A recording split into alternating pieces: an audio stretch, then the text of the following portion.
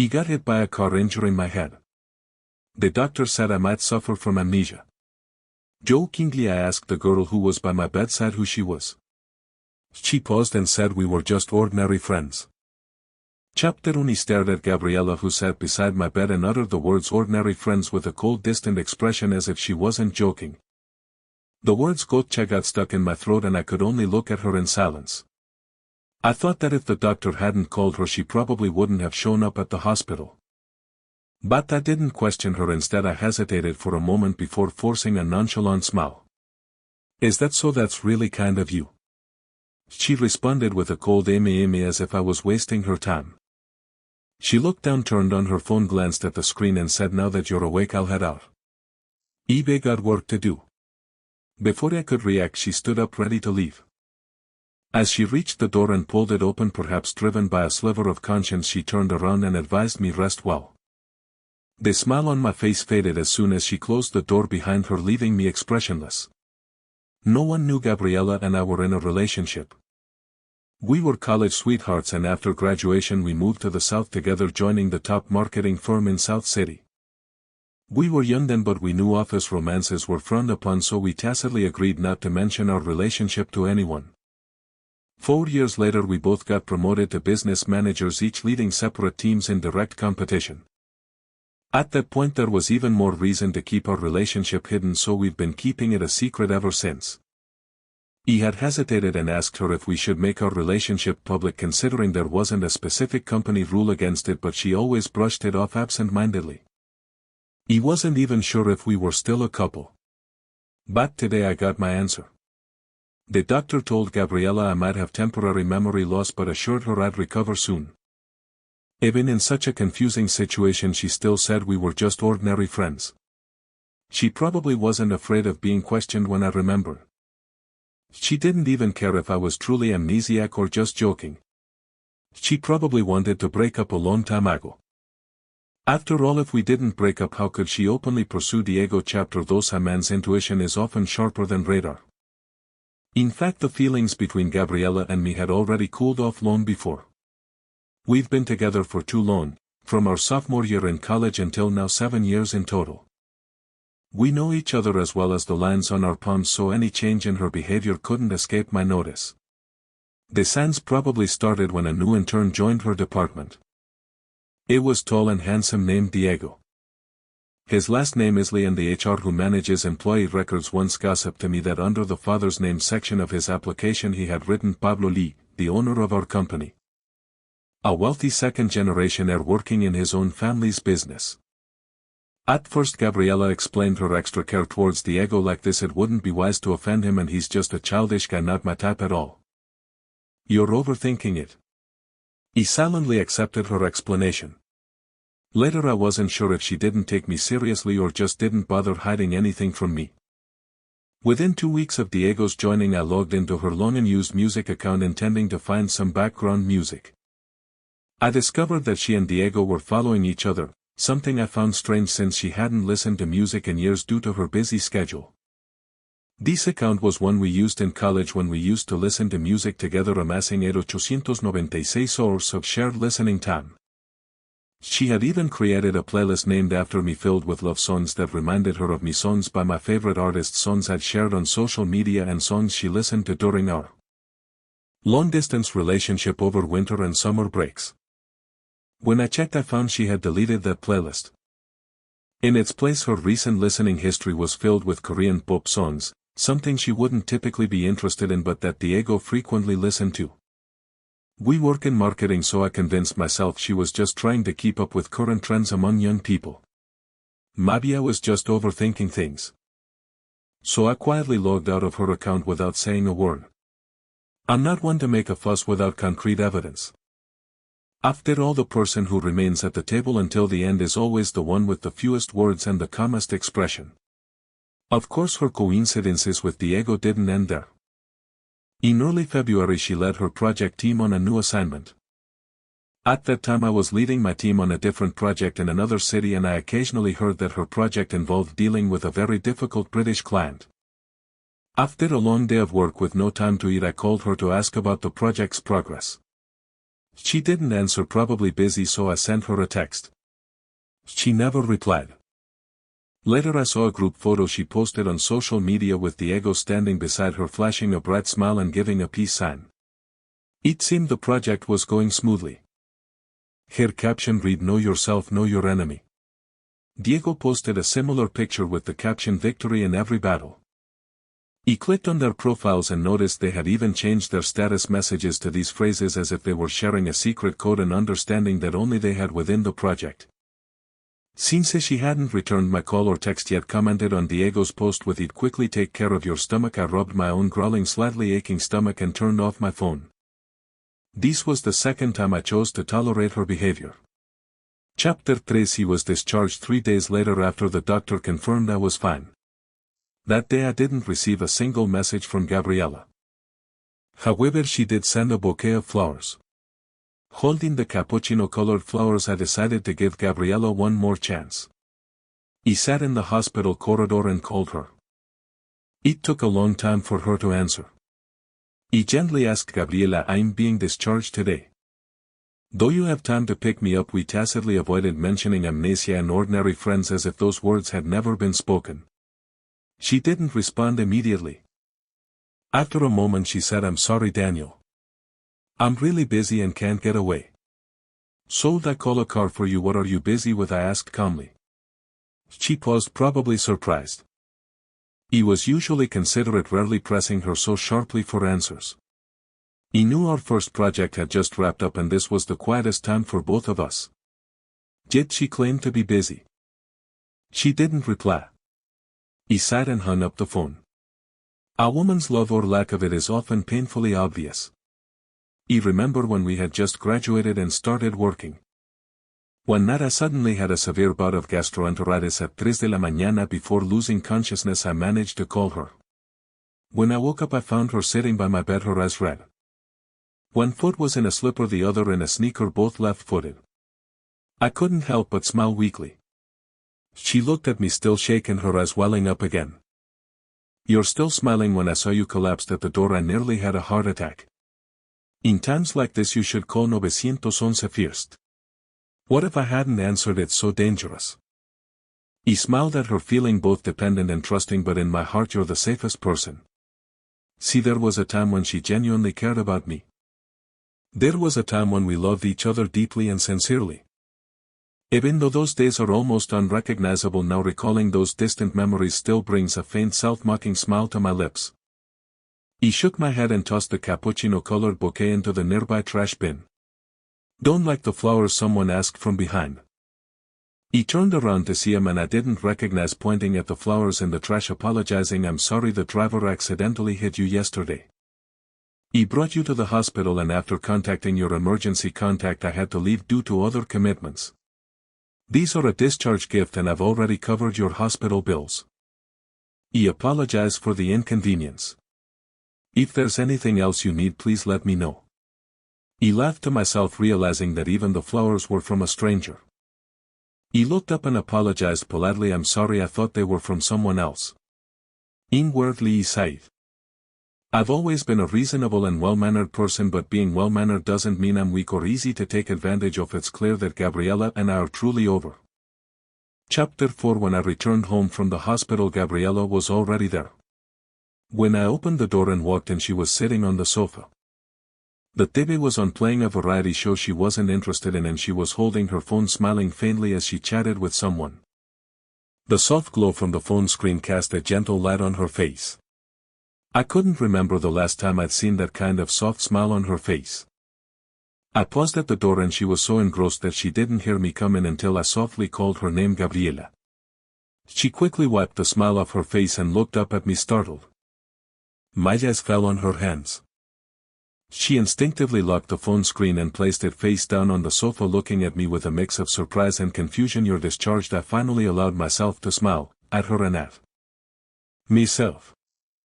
He looked at her calmly, speaking softly but with a detached tone, "Let's talk." Our breakup was surprisingly peaceful.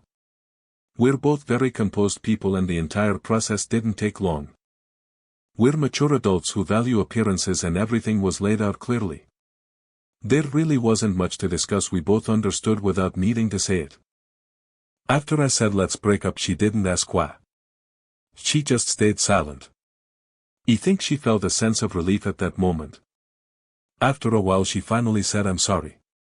I didn't accept her apology. I simply and calmly made arrangements for what would happen after the breakup. My tone was steady and I didn't appear sad. My demeanor surprised Gabriella. When I suggested she move out soon, she suddenly interrupted me, asking, Daniel, you don't seem sad at all. She furrowed her brow slightly, her gaze fixed on my face, scrutinizing me with focused curiosity, as if she didn't understand. Women can be such ironic creatures. Even if they no longer love you, even if the breakup is exactly what they've been longing for, they still feel dissatisfied seeing you so calm and composed.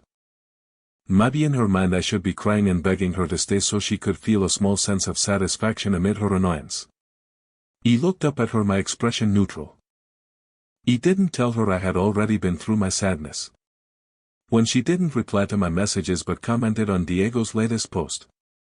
When she deleted the playlist she had created for me just to listen to Korean pop songs with Diego. When she told me we were just friends while I pretended to have amnesia. When she was immersed in that ambiguous adult game of push and pull with Diego, thinking I wasn't aware. I had already grieved. To me, Gabriela was like a benign tumor growing inside my body. It wasn't fatal, but I knew that if I let it go it would slowly turn malignant, gradually eroding my health and vitality. There was nothing to fear. I just needed to cut it out while it was still benign. The pain would be temporary, but eventually I would heal. Before Gabriela finished packing and left, I calmly asked her one last question. Gabriela, did you lose interest in me because Diego is Pablo's son, or simply because he's just him? She stood by the door, turning back to look at me with the same beauty and grace she had when I first met her in college. Her pretty face had matured from its youthful innocence into a calm and composed elegance. I had always thought she was still the girl who blushed while awkwardly confessing to me on the playground, but at that moment I suddenly realized that somewhere along the way she had transformed into an adult who weighed the pros and cons in the depths of ambition. She paused before finally saying, Daniel, people always want to reach higher. Her words made me chuckle softly, but I respected her for being at least 70% honest. I looked at her and smiled sincerely. Gabriela, I wish you success in your climb to the top. May you achieve all that you desire. Her eyes lingered on my face with a faint hint of regret hidden in their depths, but that regret was probably insignificant compared to her ambition. Finally she sighed and said, Daniel, don't hate me. I didn't respond to her. Chapter 5. The downside of an office romance is that even after a breakup you can't simply move on and forget each other. No matter what, people still have to go to work. When the taxi stopped downstairs at the company, I saw Gabriela and Diego. They weren't alone, there were other members of their team as well. It was lunchtime and they were probably heading out to eat together. Diego was lively, his face lit up with a bright smile. He was facing Gabriela with his back to the street, gesturing animatedly as he spoke. Gabriela had a smile on her lips, her eyes gentle as she watched him. She kept an eye on the crowd in the street behind him, pulling his arm to steer him away from bumping into people. It was both familiar and unfamiliar. After our breakup she looked so happy. He stayed in the car watching until their figures disappeared into the Hong Kong-style tea house downstairs before I looked away. The driver in front gave me a curious look and asked, are you secretly in love with that pretty girl? I smiled and explained, she's my ex-girlfriend. The driver's expression instantly changed from curiosity to awkwardness, as if he wanted to comfort me but didn't know what to say. I kindly added, it's fine, it doesn't affect me. When I entered the company, Bella was delighted to see me and hurried over saying, Daniel, you're out of the hospital, honestly you should have let us visit you. He smiled and replied while walking, it was nothing serious, and besides I'm fine now, aren't I? How's the review of the Hong Kong case going? She followed me back to my office with the printed materials in hand, passing me a stack of documents before glancing around the office. Seeing that there weren't many people around, she leaned closer and whispered, Daniel, don't look at the data yet. I have something I want to tell you. He put down the documents and looked up at her. There was a hint of frustration on her face and she said, Daniel, you know that Albert is going to take over the Nanjing branch next month, right? We've all been talking about it and it seems like the Director position he leaves behind will likely be between you and Gabriela. Over the years the two of you have been equally matched in performance. I'm not trying to gossip, but based on merit, whether it's you or Gabriela who gets the promotion, we'd all be convinced. But. She hesitated, biting her lower lip as if struggling to speak. He smiled gently and said, "It's okay, it's just the two of us. Go ahead." She paused before finally whispering, "But a few days ago I saw Gabriela and Diego hugging in the break room. The fact that Diego is suspected to be the son of our boss Pablo isn't exactly a secret in the company, which is why Bella was so upset. She probably felt that Gabriela would have an unfair advantage." As I rolled the edge of the document in my hand, I suddenly felt like laughing. So while I was in the hospital wondering what Gabriela was doing with no word from her, she was having an affair with a rich second-generation heir. But that's not surprising. I laughed at myself and reassured Bella it's okay. Personnel appointments are decided by the higher-ups. We just need to do our jobs and let things take their course. Bella sighed and I lowered my head to continue reviewing the data. When Gabriela knocked on my office door, I was quite surprised. After all, in my mind, although our breakup was amicable and didn't end in a fallout, that only meant I was a decent person. It didn't mean that Gabriela and I could chat casually and pretend to be normal colleagues. Unless necessary, I thought we'd both avoid any private communication. Until I understood why she came. She stood in front of my desk, her gaze coolly fixed on me. After a moment she said, "Daniel, I thought you would resign." Her tone was a mix of persuasion and warning. "Daniel, we've been together for 7 years. Don't say I'm being ruthless, but when Albert goes to Nanjing next month, one of us will be promoted to director to fill his position. If I were you, I would start planning ahead and find another way out." He looked at her, understanding her meaning. She was certain she would get the position and was advising me to resign. Otherwise, once she became the director and with the boss's son as her boyfriend, she'd likely force me to leave to avoid any gossip. Her warning was her way of advising me to make other plans. He can accept a woman's fickleness and change of heart because emotions are not something that should be tested.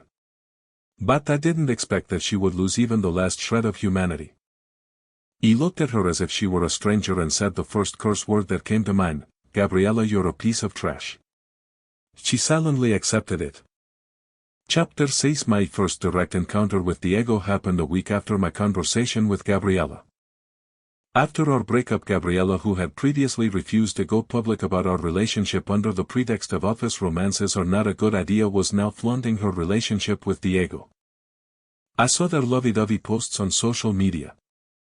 There were countless colleagues from the company congratulating them, but only the mutual friends Gabriela and I had from college were shocked and messaged me on WeChat asking what had happened. I didn't respond to any of them. The day Diego appeared in front of me was just an ordinary afternoon. Most of the office staff were either out for lunch or resting at their desks. He was alone in the break room grinding coffee beans. As the rich aroma of coffee gradually filled the air, Diego appeared behind me.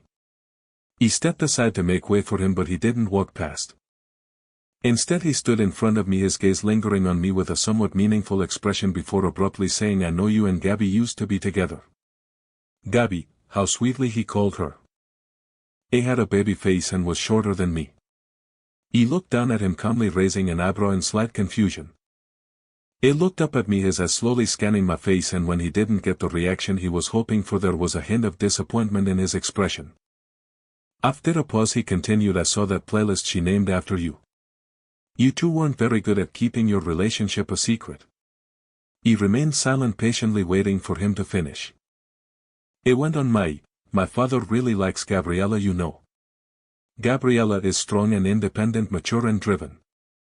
My father says Gabriela reminds him of himself when he was young. My father wants to mentor her. Gabriela's future is limitless, and as it happens I like her a lot too, and she likes me. Now we're together, but Daniel, your presence is quite bothersome. I hope you'll be sensible enough to resign on your own." That's when I realized what he was after. First to show off, then to intimidate, and finally to gently persuade me to leave on my own. He held my cup, my expression calm, my tone steady, even with a slight smile. I looked down at him and said, "Really, any changes in an employee's position require going through the proper procedures. I'm not sure if you're here to fire me or what. If you're here to fire me, company policy clearly states that HR should be the one to talk to me and inform me of the reason for my dismissal.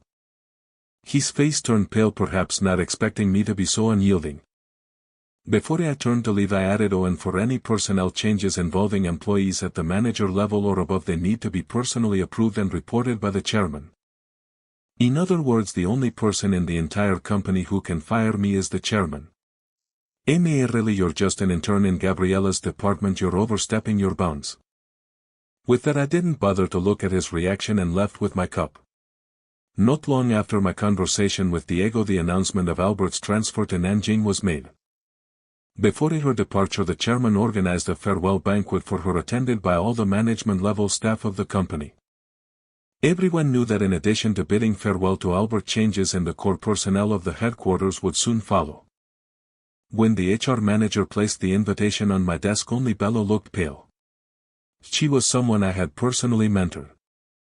Leaning over her desk, she first tried to encourage me by saying good luck, and then added solemnly, "Daniel, no matter what happens, our team is standing behind you. If things don't work out here, we'll follow you wherever you go." He laughed lightly, tapping her forehead with the invitation, and said gently, "What are you talking about? It's just a meal. Have you forgotten my motto? Build bridges when you encounter water and pave roads when you meet mountains. What's there to be afraid of? Besides, the one who loses definitely won't be me." Chapter 7. He was quite composed on the day of the dinner. In the private room, heads of the marketing department, management, HR, finance and various business lines were gathered. Chairman Pablo sat at the head of the table with Diego to his left and Gabriela next to Diego. When everyone saw Diego sitting next to Pablo, they exchanged discreet glances. What had previously been just a rumor was now confirmed, seeing an intern seated beside Pablo. However, since Pablo didn't introduce him, everyone pretended not to know and refrained from asking. He sat properly beside Sister Bai from the finance department, eating, drinking, socializing when necessary and staying silent when appropriate. No one discussed business matters. The dinner's focus was on Albert. The theme, aside from reviewing her contributions to the company, was to wish her success in the Nanjing branch. It wasn't until the meal was almost over and the pleasantries were exchanged that Pablo put down his chopsticks and got to the main point of the dinner. In his early 50s, he was well preserved, looking vibrant and energetic as if in his 40s. His sharp gaze swept across those seated, then he picked up his napkin and wiped his mouth before saying, "Besides bidding farewell to Albert, there's one more thing I want to discuss." He put down my chopsticks and looked over at him. Out of the corner of my eye, I caught sight of Gabriela beside me. She wore a faint smile, looking elegant, intelligent and poised, a perfect match for Diego, who sat smiling beside her. He averted my gaze, lowered my eyes and slowly began wiping my hands with the towel beside me. Pablo's voice was deep and gentle. "As everyone knows, I have only one son. When he graduated, I arranged for him to work in the company. My son is very strong-willed. He didn't want people in the company to know his identity and wanted to work his way up from the bottom. Over the years, he's done well. I've heard many of you praise him in front of me, and I'm pleased. Now the time is right, and with Albert heading to Nanjing, I think it's time to introduce him to all of you." His gaze, filled with pride, quietly fell on me from across the table. He smiled and with a hint of pride extended his hand toward me, saying warmly, "Daniel, come over to your father. It's time for everyone to meet you." He calmly put down the towel and smiled. In the dead silence that followed, the only sound was Gabriela's water glass tipping over. He looked in her direction. Her expression was relatively calm. She smiled apologetically while wiping the table with a napkin, her movements steady and not the least bit flustered. Then she looked up at me, her face slightly pale, her emotions unreadable. He withdrew my gaze without even a sidelong glance. He simply stood up and, under the shocked stares of everyone present, walked toward the head of the table.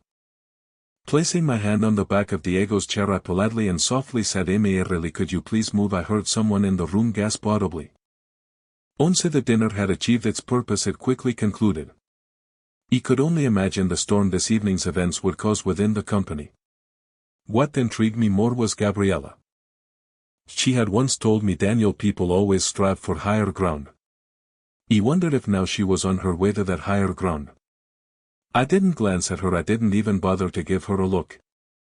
As she in a daze Diego came over to bid farewell to my father before leaving. I heard her restrained voice, "Chairmanly, we'll be going now." I didn't say anything. My father's scrutinizing gaze fell on Gabriella's face, then shifted to Diego beside her. After a moment he smiled warmly and said, all right, all right."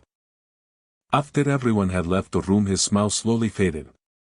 He looked at me and asked, "What's going on with you and Gabriella?" Yes, I had mentioned Gabriella to him, just after graduation. But I never told him that Gabriella and I were dating. With his experience he likely figured it out on his own. I smiled, meeting Pablo's scrutinizing gaze, and coldly replied, "You saw it yourself, didn't you? She was stolen by Diego. His mother is good at meddling in other people's relationships, so naturally her son takes after her." He paused and then, emphasizing each word, added, "Father." Chapter 8. The last time I called Pablo Dad was when I was 7 years old. Back then he had just divorced my mom. At the gate of our villa I clung to his sleeve, repeatedly asking, "Dad, Dad, why did Mom divorce you? Say something." But he didn't answer. He didn't understand as a child, but as I grew older I learned about the complexities of adult relationships. My dad and Diego's mom were childhood sweethearts. Diego's mom despised my dad for being poor and married someone else. Afterward my dad married my mom. My mom supported him as they built everything from the ground up. Once they became successful, Diego's mom showed up with Diego after divorcing her husband. At that time Pablo was young and prideful, and he held a grudge against his childhood sweetheart for choosing wealth over love. But the more he resented her, the harder it was for him to forget. My mom, on the other hand, never spoke much about the past between them. In front of me she always maintained my dad's dignity. She was a graceful and dignified woman who divorced swiftly after being betrayed. However, after the divorce Pablo didn't marry Diego's mom either. It just kept her around, mocking her for her poor judgment back then. Diego's original surname was Wong, but he changed it to Lee when he was 8, probably to curry favor with Pablo. A and his mother, who had taken over our home, were smug. They didn't know about me, but I knew about them. He found out when I was 8 years old. He had secretly returned to the villa without telling my mom and saw Pablo celebrating Diego's birthday. He was holding 10-year-old Diego in his arms, with Diego's mother standing beside him. All three of them were smiling as if they were a real family. After that I never called Pablo Dad again, and we rarely saw each other. Gabriela only knew that my parents were divorced and that I had taken my mother's surname, changing my name to Daniel Mu. Later, when I graduated, Pablo offered me a job at his company. His exact words were, "All these years I haven't had any other children, only you. Doesn't your mom understand that you're my biological son? The business your mother and I built, who else would I give it to if not you? That end of yours has always wanted her son to come to the company to learn, but I've blocked it every time. Daniel, your father knows what he's doing." My mom was a proud and noble woman. When she divorced Pablo, she only took what was rightfully hers and nothing more. I'm not like her. Why should I give up what's mine? The more it displeases others, the more it pleases me. So after graduation I joined the company with Gabriela, starting from the bottom of the core business department and working my way up. Pablo knew about Gabriela, paid attention to her and praised her as young and promising, saying her future was limitless, only because I had mentioned her to him before. My family's relationships were complicated. He had originally planned to explain everything to Gabriela when the day came for Pablo to make it public, but she gave me a surprise instead. Pablo looked at me, and for the first time I saw a weary, tired expression on his face. He sighed and said, "It's my fault. Ibe wronged you." He chuckled softly, just a man being a man.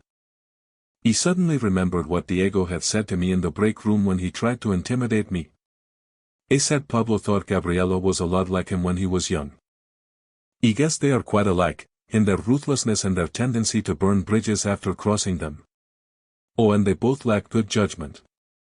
He returned to the company 3 days later. By then the shocking news had been digested by everyone. When I came back, everyone's expressions remained unchanged, treating me as usual. No one crowded around to ask questions, they just smiled a bit more warmly than before. These were all seasoned professionals who knew how to strike the right balance.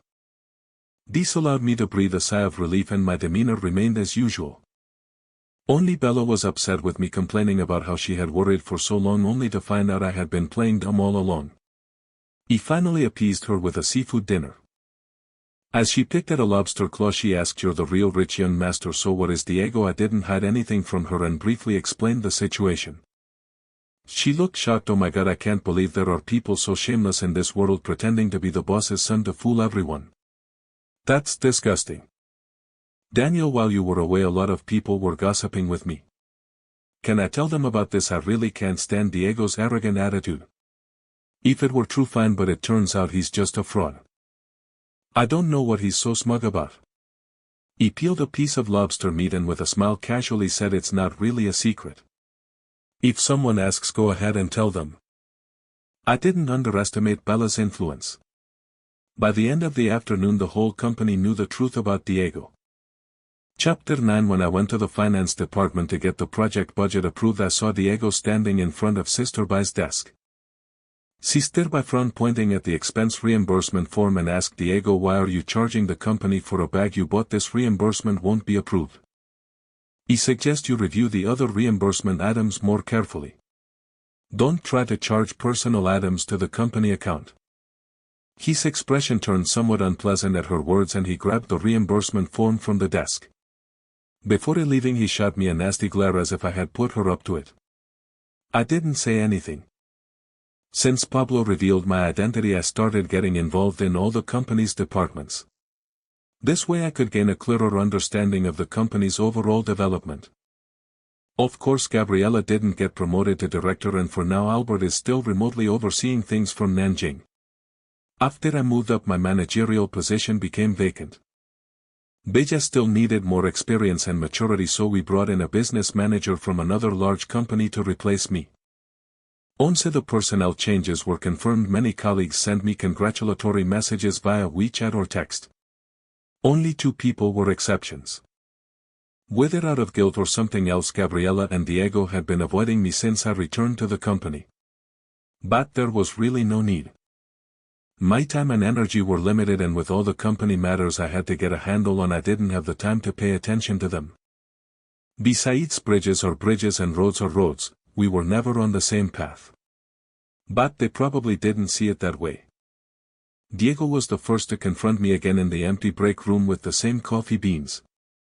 But this time his expression had changed from arrogance to anger. Standing behind me he spat out, "Hypocrite." He ignored him, so he continued, "Your mother pretended not to care about anything when she walked away, saying she'd never have anything to do with the Lee family again. I thought you two didn't care about the Lee family's assets, but it turns out you're just hypocrites. You act all detached and above it all, but in reality you're fighting to come back. If you really were so noble and didn't care, if you really looked down on my dad's assets, you should have stayed far away. I'll talk, but in your hearts you're hypocritical and disgusting." His words made me laugh, and I actually did laugh out loud. I don't enjoy dealing with unintelligent people, especially Diego. Bella had once asked if I had plans to deal with Diego, and while it might sound unbelievable, I hadn't really thought about it. Because as long as he stayed in the company there would naturally be others to make his life difficult. The one who would suffer wouldn't be me. Other than the little bit of attention he got from Gabriela, I had never considered him a rival. He simply wasn't worthy. He looked at him, my gaze gentle as if watching a clown perform. "Diego, stop saying such stupid things. Look at you, so agitated and upset. All I did was take back what's mine, yet you're acting like I've taken a piece of your heart. If I were you, I'd go home and tell your mother to come up with new ways to win over the old man. It's really pathetic. After all these years of you and your mother trying so hard to please and flatter Pablo, all you've got is a meager monthly allowance, not even a house. But don't worry, now that I'm taking over the company, your and your mother's allowance won't be cut off. Consider it your well-earned reward for keeping the old man happy." His face turned from green to purple, then finally pale as he listened to my words. Then, as if he had thought of something, his mouth twisted into a smile as if he'd found a weapon to use against me. "I can't outtalk you, but Daniel, I'm not left with nothing. The girlfriend you loved for 7 years is still mine, isn't she? I didn't even lift my eyelids. Trash belongs in the trash can. If she's yours, then she's yours." But start to brag about, I think Diego chose Gabriela perhaps because he liked her, but maybe also because in his eyes Gabriela was the youngest manager in the company's leadership and Pablo favored her. He might have believed that Gabriela's future went far beyond a department director. He needed to establish himself in the company and Gabriela was his best ally. In a way Diego and Gabriela are quite a match. They both put up a facade using each other to climb higher only to end up with nothing, deeply disappointed. It's funny when you think about it. After I finished speaking I was truly tired of the conversation. With a patient yet firm tone I looked at him and said, "This is the last time I'll be this polite to you, Diego. I hope you have enough sense to keep a low profile in the company. Otherwise I guarantee I won't always be this good-tempered." He says, filled with tears at my words, but I wasn't Gabriela and I didn't have any pity for him. He stood there smiling as I watched the tears well up in his eyes and thought to myself how pleasing they were to see. Chapter 10. Gabriela's resignation didn't surprise me. He couldn't think of a reason for her to stay. All her resignation procedures followed the normal process. He didn't intervene until all the steps were completed. On her last day at the company, for some reason she sent me a message asking if we could talk. I didn't know what there was to talk about between us. The night Pablo revealed my identity she had also called me saying she was waiting for me outside my apartment. Coincidentally Pablo had asked me to stay at the main house for a few days to go over the company's relationships with him. He didn't go back to my apartment nor did I reply to her message. After that she wisely didn't bother me again. Perhaps because this was the final farewell, even though I didn't respond to her message she still came to find me. He had always admired a certain calmness in her demeanor. Maybe it's a trait all successful people have, the ability to pretend as if the betrayals between us never happened. She was so composed that it made me doubt whether my memories were accurate. Her expression was indifferent, revealing little emotion, and she even smiled as if we were old friends. Standing at the door she asked, "Shall we talk?" I stayed silent as she walked in and handed me a cup of coffee. He took it and we stood side by side in front of the large floor-to-ceiling windows. The night had fallen and the city's skyscrapers were ablaze with lights. Looking out through the clear glass it felt like we were standing amidst the stars in the Milky Way. He heard Gabriela sigh beside me. "Do you remember when we first started working here? That was nearly 5 years ago. Two fresh graduates standing in a similar high-rise overlooking the city lights. Back then she had joined the company with ambitious plans only to be assigned the most insignificant tasks. Later she landed a $1 million deal through her abilities. I still remember the look on her face, pale from the pain of drinking too much but still excited as she looked at me. She said, "Daniel, let's build a home together in this city." Later that big deal became her boss's achievement and she only received a 500 yuan bonus. She used that 500 yuan to treat me to a hot pot meal. Sitting across from me the steam obscured her face but I remember her voice. It was the first and last time I saw a look of bewilderment on her face. She asked me, "Daniel, how long will it take for us to make something of ourselves?" After that meal I went to see Pablo. Since he divorced my mom she hadn't seen him, let alone touched his money or resources. Even though he gave me an unlimited credit card, neither my mom nor I had ever used it. That was the first time I asked him for help, for Gabriela. I still remember the look of surprise on Pablo's face. It was delighted that I was willing to ask for his help, but I also remember his meaningful words. "Daniel, if she can't handle such a small matter in the real world and needs my help, she's not worthy of being a daughter-in-law of the Lee family." Even though he said that, he still took notice of Gabriela and praised her a few times in public. When the higher-ups show favor, it's like a guiding light. Naturally Gabriela's career flourished afterward and she was smart and capable on her own. He just didn't realize that along this path of handling things we had gradually drifted apart. She aimed to rise to the top by winning the princess's favor. Perhaps in her mind that was what it meant to make something of oneself. Her voice came from the gap in time, filled with nostalgic sighs. "How did we end up like this?" I scoffed. "Gabriela, don't try to play the nostalgia card with me. He understood your earlier actions of seeking better opportunities, but now don't make me lose all respect for you." She laughed too, turning her head to focus on me. She didn't continue speaking, but after a while the smile on her lips faded bit by bit and she looked at me with a serious expression. "Can we not even be ordinary friends, Daniel? I betrayed you and you hid things from me. Doesn't that make us even?" Gabriela sighed, looking back at her with indifference. "I don't know what you mean by even.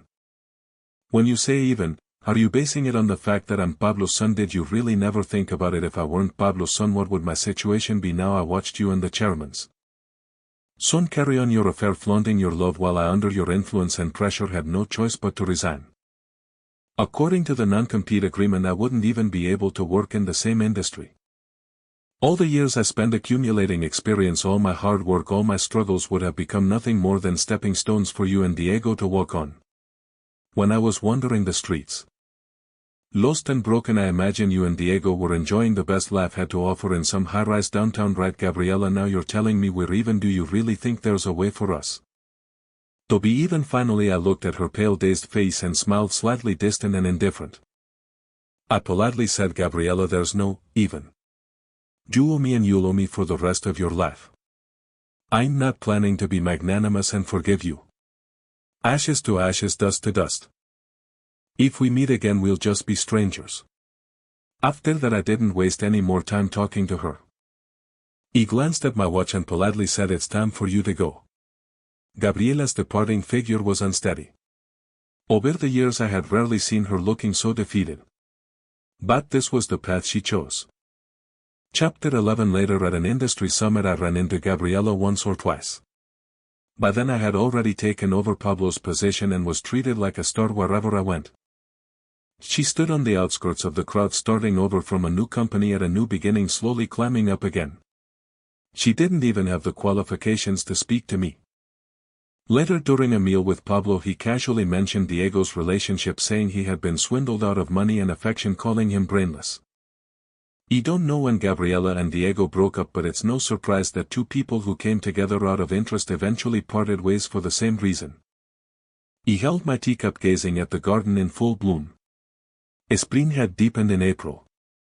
It was already another year gone by. The past had long been left behind, overcome numerous challenges.